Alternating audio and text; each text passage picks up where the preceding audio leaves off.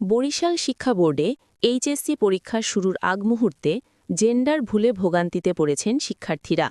ফলে পরীক্ষার প্রস্তুতি বাদ দিয়ে ভুল সংশোধন করতে কলেজ এবং শিক্ষা বোর্ডে ছুটতে হচ্ছে। প্রায় ৩৮,০০০ ছেলে শিক্ষার্থীর রেজিস্ট্রেশনে লেখা হয়েছে ফিমেল। ত্রুটিপূর্ণ সেই রেজিস্ট্রেশন কার্ড কলেজ থেকে পেয়ে এখন তারা দিশেহারা। মেইলের জায়গায় ফিমেল আসছে, তো এর কারণে আমরা অনেক ভোগাচ্ছি, এর কারণে আমরা কলেজে আসছি। তো এইটা সংশোধন কবে হবে এটার কোনো নিশ্চয়তা নেই। আসলে এটা তো আমাদের কোনো মহিলা কলেজ না যে আপনারা ফিমেল লিখবেন।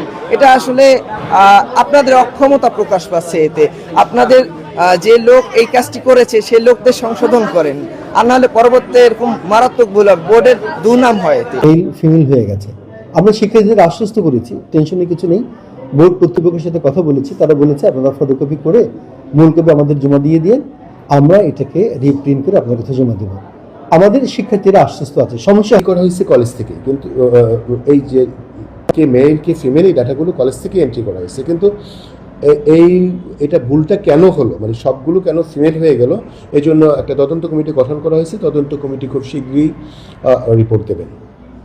৩ সদস্যের একটা তদন্ত কমিটি গঠন করেছে। আসলে ভুলটা হয়ে গেছে এবং এটা বোঝা যায় যে ভুলটা হয়তো প্রোগ্রামিংয়ের কারণ হয়েছে, কারণ আমরা তো সবগুলো একসঙ্গে একই জিনিসটা আসতো।